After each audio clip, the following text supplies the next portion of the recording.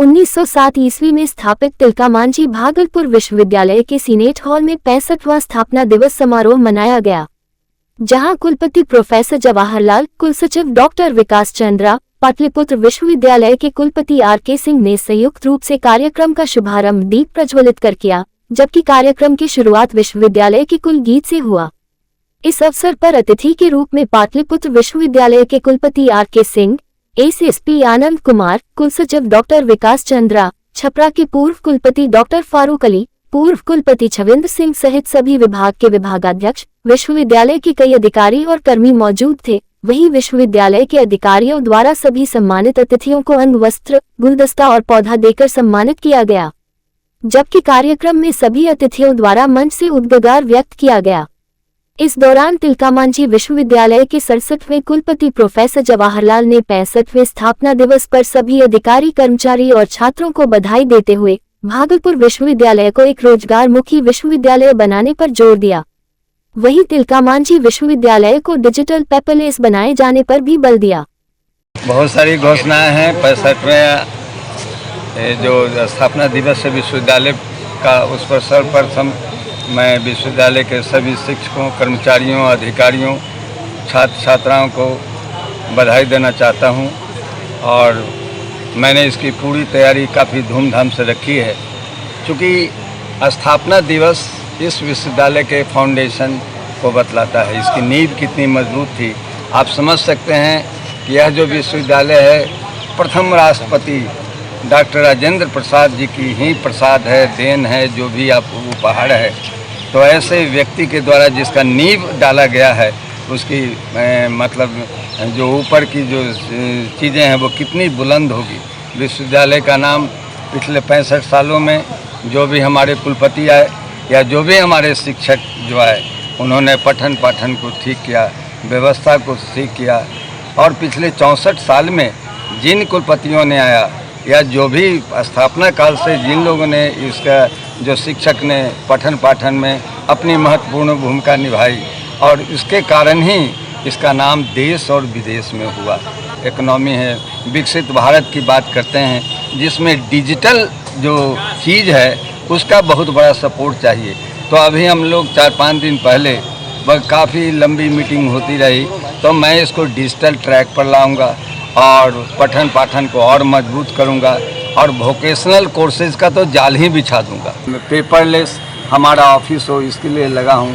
मैं चाह रहा हूं कि छात्रों को ज़्यादा से ज़्यादा रोज़गार हो, इसके लिए रोज़गार मुखी जो भी पठन पाठन है पिछले 2 सालों में भी मैंने खोला है। और इस साल मेरी प्रतिज्ञा है कि किसी भी तरह फिजियोथेरापी जो 4.5 साल का कोर्स होगा, वो कोर्स योगा और सेरिकल्चर जो यहाँ पर सिल्क सिटी के नाम से जाना जाता है। सिल्क इंस्टीट्यूट बंद हो गया, लेकिन तिलका मांझी भागलपुर विश्वविद्यालय में ने मेरे आने के बाद यह बीड़ा उठाया कि फिर से सिल्क पर पढ़ाई हो, सिल्क पर रिसर्च हो और सिल्क को और आगे बढ़ाया जाए। बरारी स्थित सुपर स्पेशलिटी हॉस्पिटल का अब 20 जुलाई को भी उद्घाटन नहीं हो पाएगा। दरअसल सांसद अजय मंडल सुपर स्पेशलिटी अस्पताल का निरीक्षण करने के लिए पहुंचे, जहां पर उन्होंने खामियां देखा। इसके बाद सांसद भड़क उठे। उन्होंने कहा कि सुपर स्पेशलिटी हॉस्पिटल अभी उद्घाटन के लायक तैयार नहीं है। अधिकारी भी अपनी रिपोर्ट सरकार को भेजे और हम भी अपना रिपोर्ट सरकार को भेजेंगे। उन्होंने आगे बताया कि अगर सुपर स्पेशलिटी हॉस्पिटल का उद्घाटन करवा दिया जाता है तो यहां रोगियों को मौत के घाट उतारा जाने के अलावा और कुछ नहीं है। सांसद ने कहा कि यहां पर डॉक्टर, कंपाउंडर, नर्स किसी का भी पोस्टिंग नहीं हुआ है। अगर लोगों को पता चलेगा कि सुपर स्पेशलिटी हॉस्पिटल का उद्घाटन हो गया है तो बेहतर उपचार के लिए लोगों की भीड़ उमड़ पड़ेगी। लेकिन बात है कि यहाँ पर डॉक्टर, नर्स और कंपाउंड ही नहीं है तो यहाँ पर इलाज क्या होगा। यहाँ पर जो करोड़ों के मशीन लगे हैं वह भी व्यवस्थित नहीं है। पत्रकारों ने पूछा कि हॉस्पिटल का उद्घाटन का तारीख पर तारीख दिया रहा है, तो सांसद ने कहा कि अब तारीख पर तारीख देने वाले का तारीख होगा। यहाँ निरीक्षण के करने के बाद ये एहसास होता है कि उद्घाटन के लिए किसी भी तरह से तैयार नहीं। अगर यहाँ उद्घाटन करवा दिया जाता है तो सिर्फ रोगियों को मौत के घाट उतारने के अलावा यहाँ कुछ नहीं बचे। क्या दिक्कत आ रहा है? अभी मेन पावर यहाँ डॉक्टर हैं, कंपाउंडर्स हैं, नर्सें हैं, वो किन्हीं का भी पोस्टिंग नहीं हुआ है। तो चूँकि सुपर स्पेशलिटी हॉस्पिटल जनता के जैसे आपके माध्यम से जनता को पता लगेगा तो जनता यहाँ उम्र पड़ेगी, क्योंकि बीमारियों का जो घर है इलाज, अच्छे इलाज के लिए अच्छे हॉस्पिटल का खोज करेंगे तो उसमें भागलपुर जिले में सबसे अच्छा हॉस्पिटल यही है। यहाँ मेन पावर और डॉक्टर्स नहीं मिलेंगे, नर्सें नहीं मिलेंगी तो उनकी इलाज क्या होगा। और यहाँ का जो विधि व्यवस्था सामान वगैरह जो लगा है यंत्र, वो भी अपनी अवस्था में नहीं है, व्यवस्थित नहीं है। कब तक लगता है? मैंने आज निरीक्षण करने के बाद यहाँ के पदाधिकारियों को, जिला से हमारे साथ आए हुए हैं पदाधिकारी, इनका भी रिपोर्ट सरकार को जाएगा और मेरा भी रिपोर्ट सरकार को जाएगा। जल्दी यहाँ विधि व्यवस्था दे करके अविलंब इनको हॉस्पिटल का उद्घाटन करते हुए इनको शुरू किया जाए। यहाँ की जनता को तारीख पर रहा, उस तारीख पर तारीख देने वाले के ऊपर अब उसको तारीख में धकेला जाएगा, ये बात मान के चलिए। रोटरी विक्रमशिला पिंक द्वारा न्यू फिटनेस भागलपुर में स्वैच्छिक रक्तदान शिविर का आयोजन किया गया, जिसमें सभी का निःशुल्क बीपी, शुगर, वजन, हीमोग्लोबिन स्वास्थ्य जांच किया गया। विगत 3 साल से लगातार हर वर्ष रक्तदान शिविर क्लब की पूर्व अध्यक्ष एवं zonal chairman foundation rotarian Anjana Prakash के ज्येष्ठ पुत्र स्वर्गीय क्षितिज प्रकाश उर्फ सानू की पुण्यतिथि पर आयोजित किया जाता है। कार्यक्रम का उद्घाटन मेयर डॉक्टर बसुंधरा लाल द्वारा एवं सभी सदस्यों द्वारा स्वर्गीय सानू को पुष्पांजलि अर्पित कर किया गया। सबसे पहला रक्तदान पूर्व अध्यक्ष किरण गोस्वामी एवं रक्षित प्रकाश ने किया। रक्तदान करने वाले में मृदुला घोष, देवजानी सरकार, तबस्सुम परवेज, कुमार शुभम, ईशा, निशांत राज सहित 27 लोगों ने रक्तदान किया। मौके पर डॉक्टर बिहारी लाल, बीजो आनंद, चंदना चौधरी, किरण गोस्वामी, अंजना प्रकाश, अध्यक्ष बबीता साह, सचिव मनीषा केसन, कमला साहू, देवयानी सरकार, मृदुला घोष, सुधा पांडे, रेणु सिंह, रीना कुमारी, रेखा डिडवानिया, स्वीटी गुप्ता आदि मौजूद थे।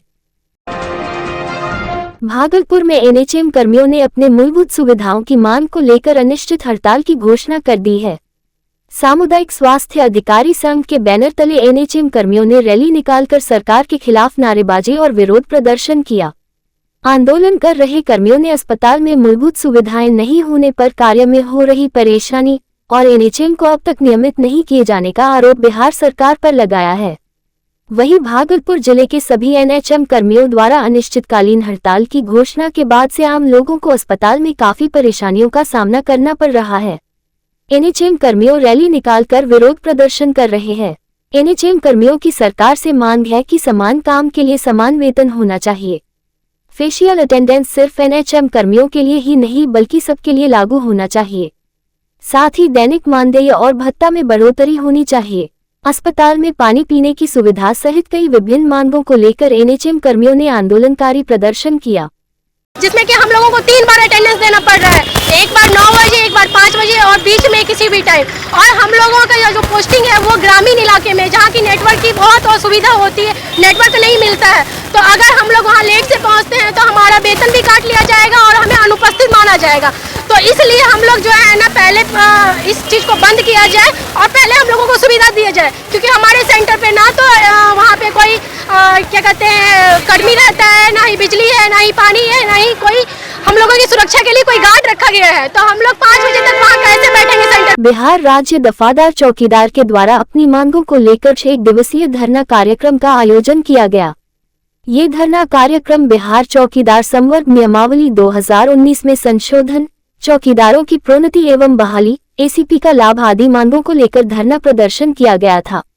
इस संबंध में दफादार चौकीदार के राज्य उपाध्यक्ष रामविलास पासवान ने बताया कि चौकीदार की स्वेच्छा सेवानिवृत्ति के आश्रितों की बहाली के आदेश निर्गत करने के बावजूद इसको बंद कर दिया गया। वहीं अरवल जिला में वैकेंसी निकालकर बहाली करने का आदेश निर्गत किया गया है, उसे तत्काल बंद किया जाए।